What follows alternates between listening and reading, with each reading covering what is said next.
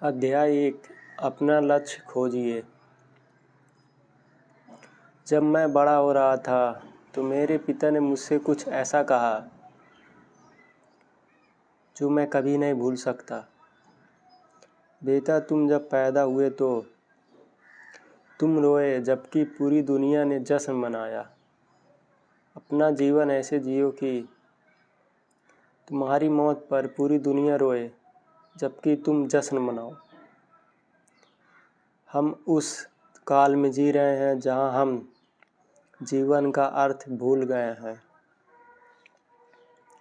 हम बहुत आसानी से इंसान को चंद्रमा पर भेज रहे हैं, पर हमारे लिए सड़क पार करके अपने पड़ोसी से मिलना मुश्किल हो गया है। हम एक बारूदी मिसाइल को बिना किसी चूक के दुनिया के आर पार दाग सकते हैं, परंतु अपने बच्चों को पुस्तकालय ले जाने का समय निकालने से चूक जाते हैं। हमारे पास ईमेल, फैक्स मशीन और डिजिटल फ़ोन जैसे साधन हैं जिनके द्वारा हम बहुत आसानी से जुड़े रह सकते हैं।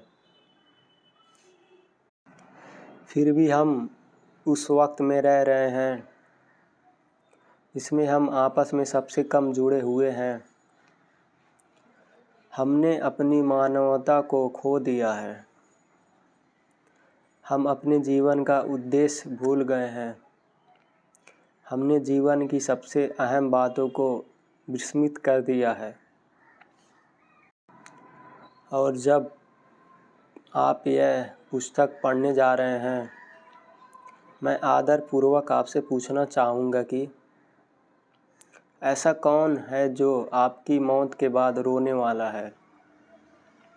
आप कितने जीवनों पर अपनी छाप डालेंगे जबकि आपको इस ग्रह पर चलने का मौका मिला है? आने वाली पीढ़ियों पर आपके जीवन का क्या असर होगा? आपने अपने अंतिम पड़ाव से पहले क्या धरोहर छोड़ी? एक सीख जो मैंने अपने जीवन से ली वह यह है कि अगर हम अपने जीवन का नियंत्रण अपने हाथ में नहीं लेते हैं तो जीवन हमें नियंत्रित करने लगता है।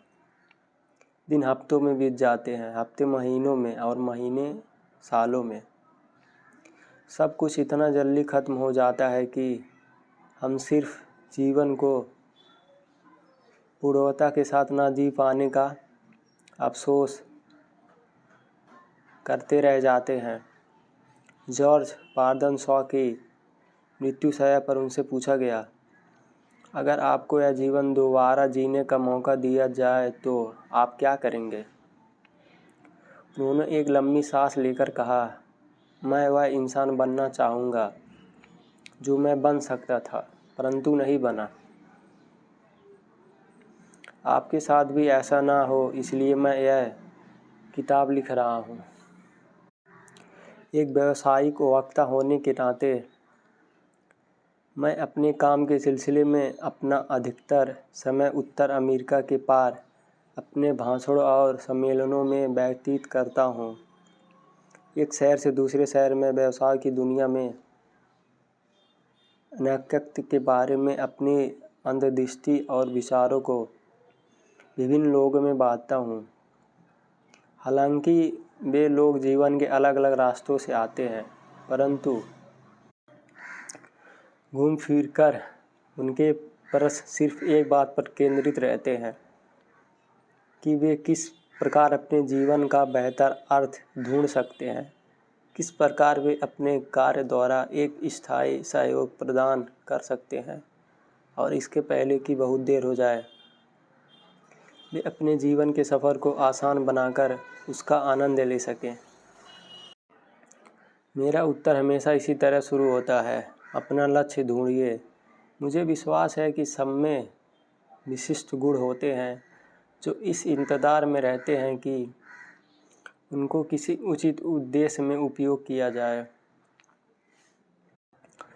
हम सब यहाँ किसी अनूठे लक्ष्य के लिए हैं। एक ऐसा मानव एक ऐसा महान उद्देश्य जो हमें अपनी मानवता के सर्वोच्च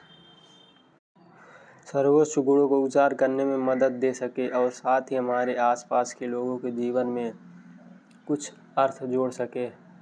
अपने लक्ष्य को खोजने का यह मतलब नहीं है कि आप वर्तमान के कार्य को छोड़ दें। इसका अत्यंत सरल मायने है कि आपको अपने काम में उन चीज़ों पर ध्यान नहीं देना चाहिए जो आप सबसे बढ़िया तरीके से कर सकें और अपनी छाप छोड़ सकें। इसका मतलब है कि आपको जिस परिवर्तन की आशा है उसे वास्तविक रूप देने के लिए दूसरों की प्रतीक्षा ना करें। और जैसा कि महात्मा गांधी ने कहा था, उस बदलाव को स्वयं लाने की कोशिश करिए जो दुनिया में आप देखना चाहते हैं। और जैसे ही आप यह करेंगे, जीवन बदल जाएगा।